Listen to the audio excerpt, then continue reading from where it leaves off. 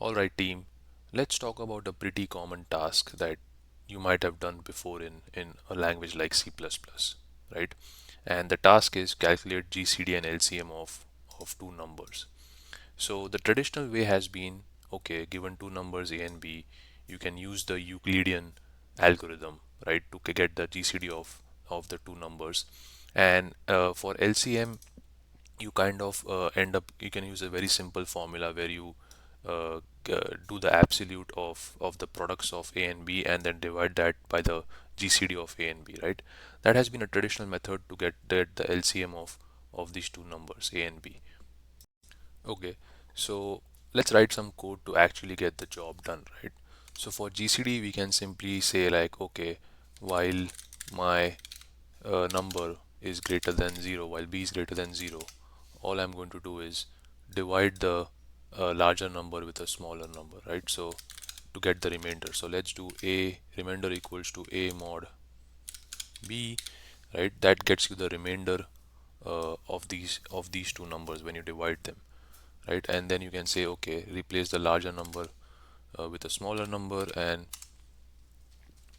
your number basically becomes the remainder, right? So we keep repeating this process until your b is greater than 0, and at the end your a should be the GCD of two numbers a of these two numbers a and b, right? So let's have added some code here to actually call the GCD of a and b.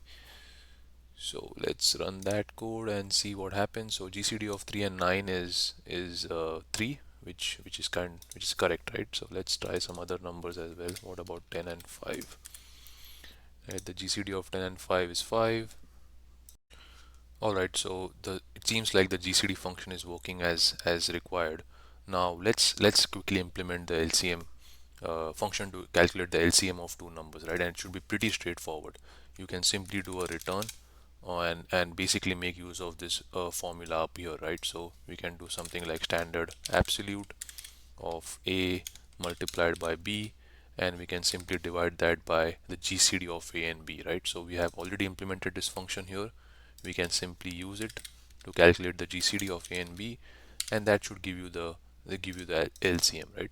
So let's try to use this. I'm going to calculate the LCM of 9 and 3, and we can see the LCM is 9. Let's calculate the LCM of 10 and 5. Hopefully we see a 10 here. There you go. LCM of 10 and 5 is 10.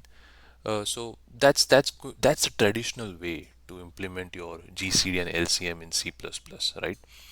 Now, if you notice, there is so much missing from these two functions, right?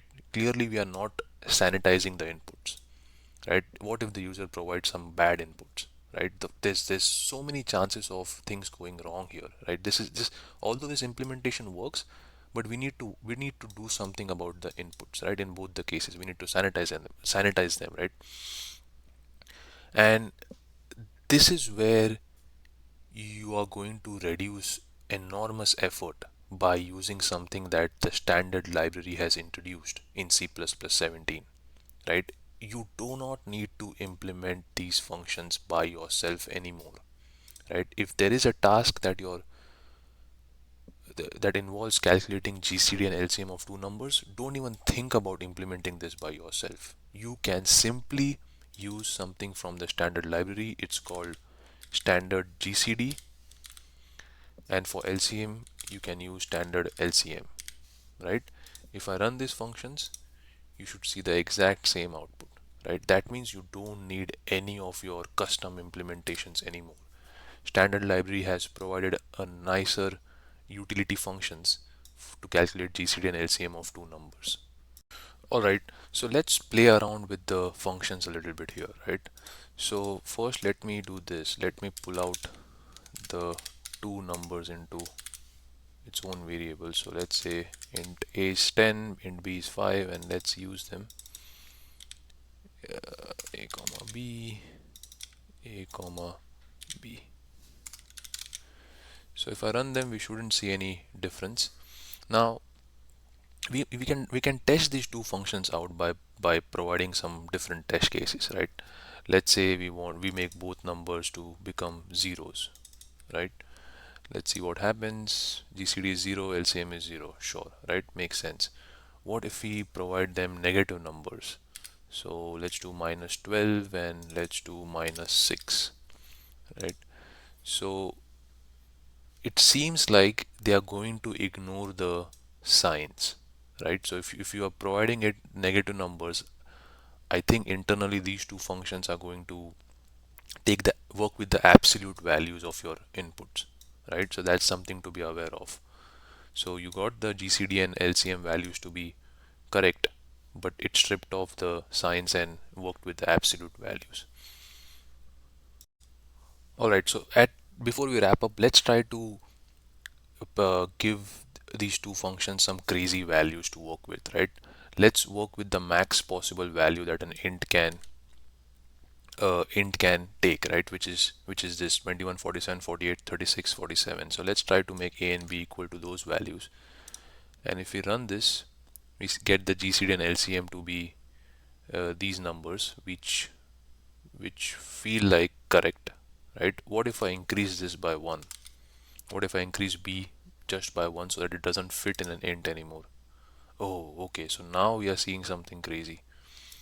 The LCM of these two numbers is going to become some kind of a negative number now, right?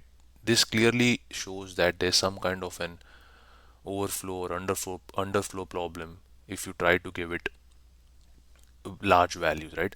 And I think there's a workaround for that. You can make your inputs to be 64-bit, right?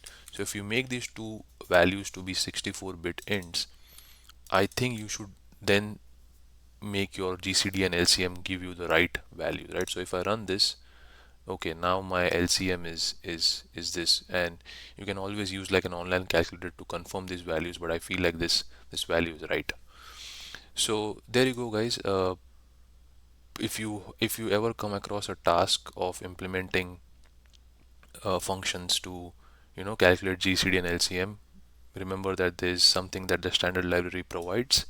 It's correct. It handles edge cases much more cleaner in a cleaner way, and these functions are highly optimized, right? So feel free to use them and reap the benefits of these functions. So let's wrap it up, guys. I hope you liked the video. I hope you learned something, and if you did, please hit the like button. And if you have any comments or feedback for me, leave them in the comment section. All right. Thank you very much. I'll see you next time.